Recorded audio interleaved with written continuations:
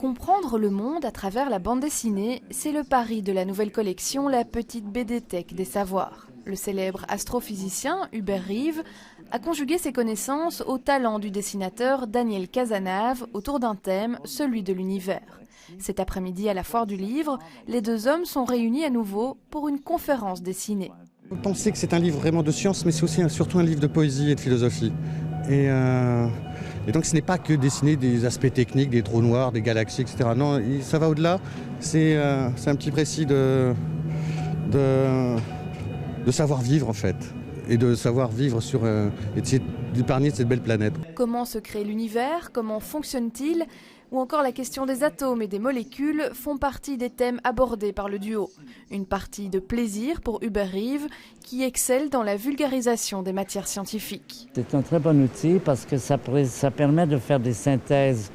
Évidemment, ça n'admet pas des textes longs. Pour quelqu'un qui est étranger au sujet, ça fait une entrée en matière plus facile, plus immédiate. Il n'est pas obligé de se taper des paragraphes et de se gratter la tête pour essayer de comprendre. Des spécialistes avec qui nous avons travaillé se rendent compte que le langage de la bande dessinée peut atteindre un public qu'ils n'ont peut-être pas avec leur lectorat habituel. Et donc, ce sont des gens, surtout les grands vulgarisateurs, qui sont toujours très amenés à élargir leur public et leurs paroles. Je pense que ça peut être plus facile effectivement par la bande dessinée de comprendre.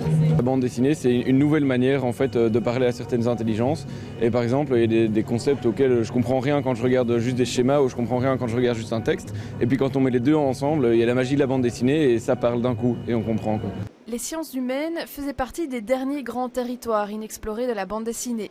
12 titres de cette collection sortiront désormais chaque année pour une expérience différente du savoir et de la culture générale. Un peu de mots, l'histoire.